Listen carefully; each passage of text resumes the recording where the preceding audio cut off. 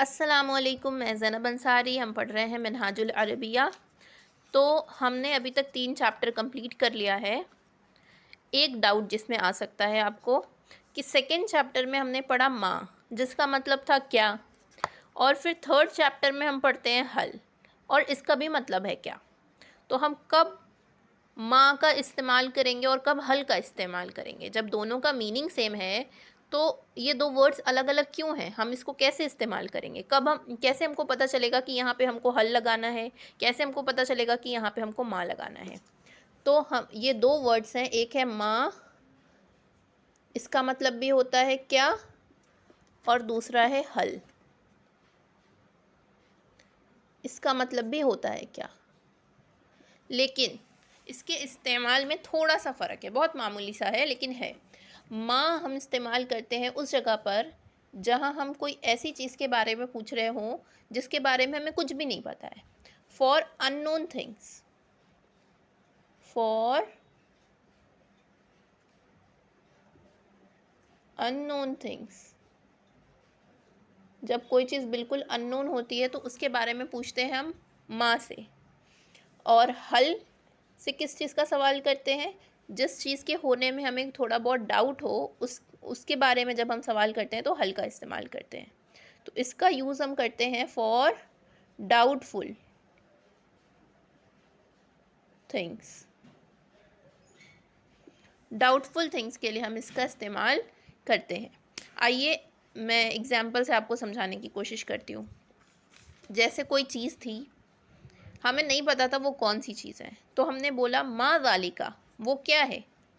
मतलब हमको नहीं पता कि वो क्या चीज़ है, तो इसका जवाब आया ज़ालिका क़िरदुन, वो बंदर है। अब हमने उसको देखा, काफ़ी दूर था वो, तभी तो ज़ालिका का इस्तेमाल हुआ। हमने पूछा मा ज़ालिका, वो क्या है। जवाब आया ज़ालिका क़िरदुन, वो बंदर है। लेकिन वो काफ़ी दूर था, हमें उसमें थोड़ा डाउट हो रहा है कि ये बंदर ही है या लंगूर है या कोई दूसरा जानवर है। तो हम अब जब डाउट की सिचुएशन आ गई, अब अगर हम पूछेंगे तो हम क्या पूछेंगे? हल ज़ालिका क़िरदुन, क्या वो बंदर है? तो जवाब आएगा नाम ज़ालिका क़िरदुन, हाँ वो बंदर है। तो बात समझ आई? जब हमको बिल्कुल नहीं पता था कि वो क्या चीज़ है तो हमने पूछा माँ ज़ालिका, वो क्या है। और जब हमको डाउट हो रहा है कि क्या वो बंदर ही है या कोई और चीज़ है तो हमने हल से सवाल किया, हल ज़ालिका क़िरदुन, क्या वो बंदर है।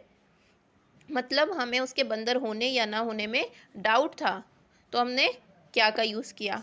ऐसे ही देखिए और एग्जांपल्स देखते हैं। देखिए यहाँ पे क्या है, हल अंता सगीरुन, क्या तू छोटा है। मतलब उसके छोटे होने या ना होने में डाउट है। जहाँ डाउटफुल थिंग्स होंगी वहाँ पे हल का इस्तेमाल होता है। ऐसे ही जब मैंने ये पढ़ाया क्या वो फ़ारसी है, क्या वो फ़ारसी है, मतलब हमें डाउट है कि वो फ़ारसी है या नहीं है, तो हमने ये कहा क्या वो फ़ारसी है। तो इसको हमने ट्रांसलेट किया था हल ज़ालिका फ़ारसियुन। लेकिन वो क्या है, जब पूछा गया वो क्या है, मतलब हमें पता ही नहीं है वो क्या है, हमें डाउट वाली चीज़ ही नहीं है, वो चीज़ अननोन है बिल्कुल। तो वहाँ पे हमने पूछा माँ ज़ालिका, वो क्या है का तर्जुमा हमने किया माँ ज़ालिका। तो कोई चीज़ जब बिल्कुल अननोन होती है तो उसको पूछने के लिए हम माँ का इस्तेमाल करते हैं। और जब किसी चीज़ के बारे में कुछ हमें डाउट होता है, मतलब थोड़ी थोड़ी नॉलेज है लेकिन हम कंफर्म नहीं है, कंफर्मेशन के लिए सवाल कर रहे हैं, तब हम हल का इस्तेमाल करके सवाल करेंगे। चलिए आज के लिए इतना ही। अस्सलाम वालेकुम।